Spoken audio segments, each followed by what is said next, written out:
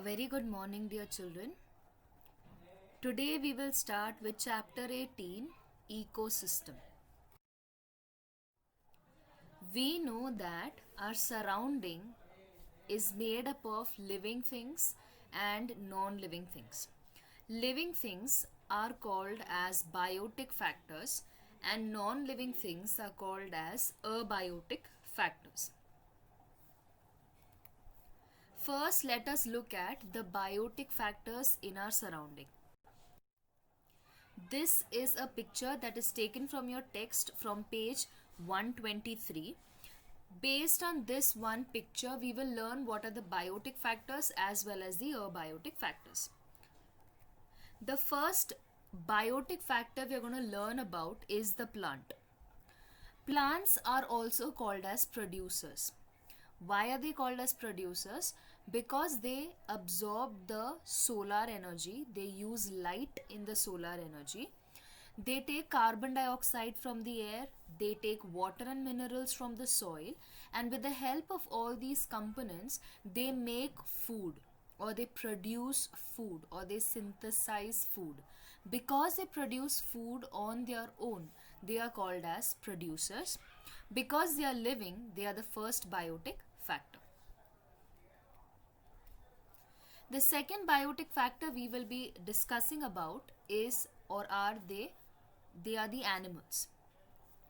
Now, in the earlier classes, we have learned about herbivorous animals, we have learned about carnivorous animals.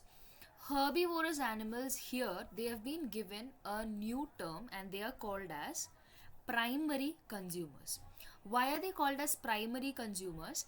Because they are the ones who are exactly next to the plant. That means they are the first consumers, or they are the first ones to consume the plant. That is why they are called as primary consumers. So the herbivorous animals, or the animals which consume the plant and nothing else, are called as herbivorous or primary consumers. Then coming to carnivores.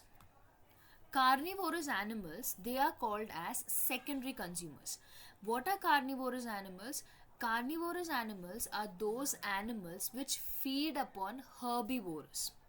So they are the second ones. That means they are in the second level because they are consuming herbivores. So the first level, first you start with plants, followed by plants, the first one are herbivorous. Following the herbivorous, you have the carnivorous. That is why after plant you have primary consumers and then the secondary consumers. Other than this, you have another type of carnivorous animals which feed on not herbivorous but they feed on other carnivorous animals.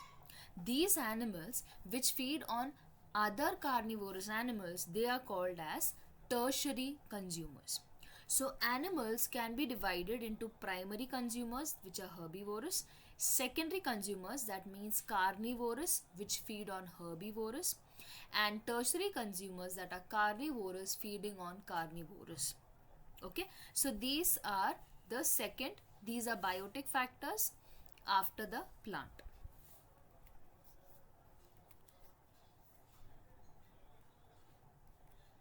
Now coming to decomposers. When the plants or the animals die, the dead bodies of these plants and animals, they are decomposed by microorganisms. These microorganisms, they decompose the dead remains of the plant and animal and give rise to, or they release minerals from the dead remains. Because they are decomposing these materials, they are called as decomposers. So if you look at the living things which have been given in this picture, plants, animals, bacteria, fungus and protists. So protists, fungus and bacteria, they come under decomposer group, and plant and animals. So these are the three things which we discussed. Now going on to abiotic factors. Now the same picture we will look at and from this we will be learning abiotic factors. The first thing you have to concentrate here is photosynthesis. Now when I told you about plants and why they are called producers, I told you that plants, they are absorbing light, or they are using the solar energy from the sun. Okay, solar energy here is an abiotic factor. Then they are taking water from the soil and minerals also from the soil. These all are abiotic factors. They take carbon dioxide from the atmosphere. That is also a biotic factor. So plant, even though it is a biotic factor, it is taking these abiotic substances from the environment, and it performs the process of photosynthesis. Okay, that's the first abiotic factor. Then I told you that when animals and the plants, when they die and they are decomposed, at that time, from the dead remains, these decomposers, they release the minerals back into the environment. From that, one of the major component which comes out is nitrogen. Okay, so if you look at the abiotic factors which are being given in the picture, they say abiotic factors are nutrients, solar energy, carbon dioxide, nitrogen, water, minerals, etc. So now let's look at the non-living things. You have water, soil, air, minerals, light. That is what we discussed just now. Okay. Now here in this picture, if you look at the left hand side, you have the plant. I told you that plant is a biotic component. So if you see or if you look at the picture carefully, you will understand that it shows that the plant is taking minerals and water from the soil, and it is also taking carbon dioxide from the environment. So plant, even though it is a biotic component, it requires the abiotic components to survive. Okay, similarly, if you look at the right hand side, you have an animal. Here, what is the animal doing? It uses the oxygen which the plant is giving, and in return it is giving the carbon dioxide out. When it dies, at that time, from its dead matter, we are getting the minerals back into the soil. So if you look at this picture, you will clearly understand that there is a dependence. The biotic factor is depending upon abiotic factor, and the abiotic factor is depending upon biotic factor. There is a continuous interaction that takes place between the biotic factor and the abiotic factor, and this interaction or this relationship that the biotic and the abiotic factors share creates a structure, and this structure is called as the ecosystem. So how can I define ecosystem? Ecosystem is nothing but the structure which is formed because of the relationship between biotic and abiotic factor. Now, the position of any living organism and the role that it is playing is called as niche. For example, here in this picture, you can see a tree in the center of the garden. Okay, now this tree, in its position, what is it doing? It is providing food for the other living organism, it is giving oxygen, and other than this, it also gives shelter to the squirrels, to the birds, to the bees, and other living organism. So this it is the niche of that particular tree. Okay, so the position of the tree and the role that it's playing in that position is called as the niche of that living organism. If you look at the soil, there you see bacteria. So what is bacteria doing? Bacteria remains in the soil, and in the soil it performs the function of decomposing. Okay, so soil becomes the niche of the bacteria. All right, similarly we have birds. Birds, they have the nest on the tree. Over there they depend on other sources and they survive, so that becomes the niche of that bird. Okay, so niche means the position or the place or the space that is taken by the living organism which performs its role in that place. That is called as niche. Now, there are different places on the earth's surface which has different characteristic. For example, if you take the desert, the temperature of the desert is different, the soil of the desert is different, the minerals available is different, the air is different, the amount of sunlight and the amount of rainfall that the desert receives is different. Because of these differences, the animals and the plants which you find in the desert, you will not find it in the other regions that are shown on the screen. Similarly, if you look at the forest region, here also what all is different? The soil is different, the temperature is different, humidity is different, minerals are different, the air is different, everything is different. And because of these differences in these characters, what happens? The plants and animals that survive or that can survive in such an environment is also different, which you will not find in the remaining three pictures that you see. Okay, so what happens is, when you have different biotic and abiotic factors, it gives rise to new regions on the surface of the earth. These new regions that differ from one another is called as biome. Okay, so biome is nothing but the areas or the regions on the earth's surface which differ in the different abiotic factors. There are types of biome. Biome can be divided into land biome and aquatic biome. Land biome obviously will be, that's related to land, and it is further divided to grassland and evergreen. Similarly, aquatic biome is divided to freshwater and marine ecosystem. First, we will start with land biome. As I already told you, that the biome which exists only on the land is called as the land biome. Land biome, because on land you even have differences in the abiotic factors on land, it gives rise to different types in it. The first type under land biome is grassland ecosystem. As the word itself is telling you what it is. Grassland, the land on which you will find maximum amount of grass.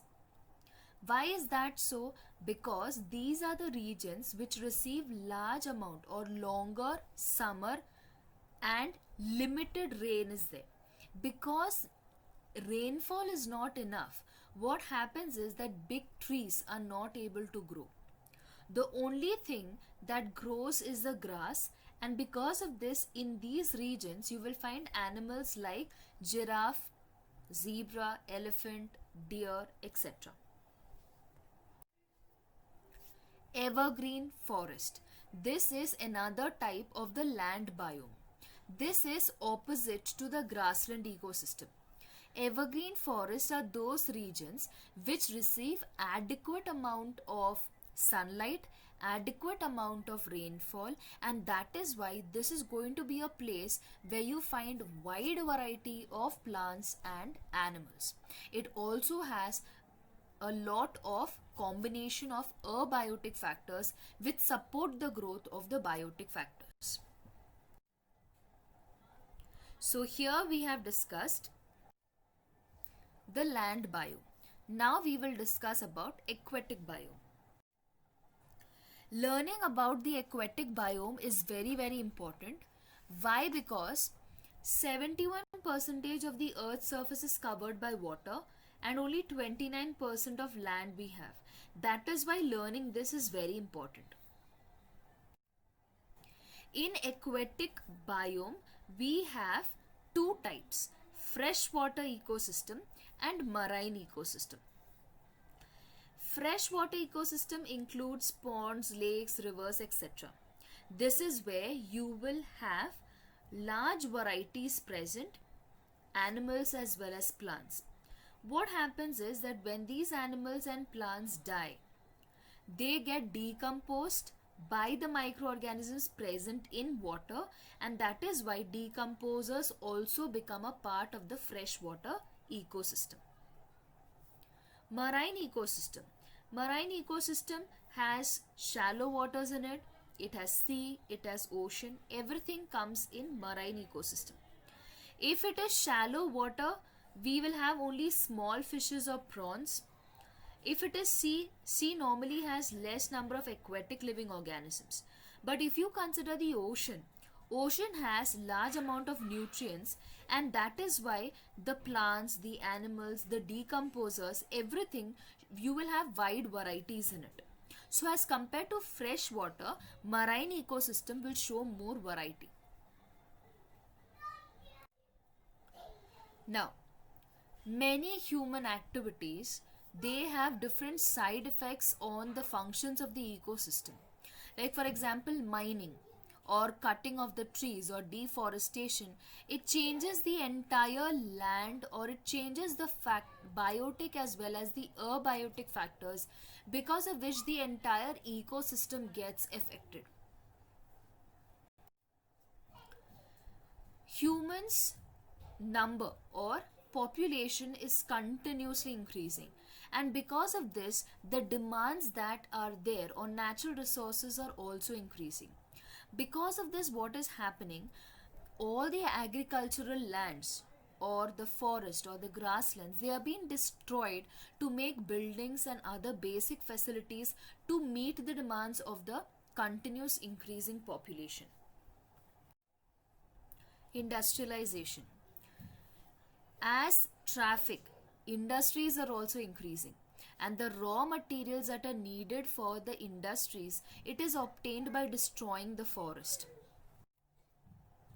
Large dams are built on surfaces or on forest. They destroy the forest or the grassland, and on that dams are being made. Other than this, we even have the natural disasters.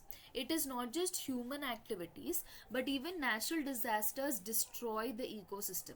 For example, earthquake, flood, volcano, forest fire, droughts, all these also result in the destruction of the ecosystem. So, along with human activities, natural disasters are also playing role in destructing the ecosystem. However, so that there is balance in the biosphere, maintaining the ecosystem is very important. Without ecosystem or without balance in the biotic and the abiotic factors, humans, animals or plants will not be able to survive. I hope the lesson is clear. It is a very simple chapter. Only thing you have to know about the examples and also the biomes, how they are classified, and small definition. So it's important that you read the chapter 18 carefully. Okay. Thank you.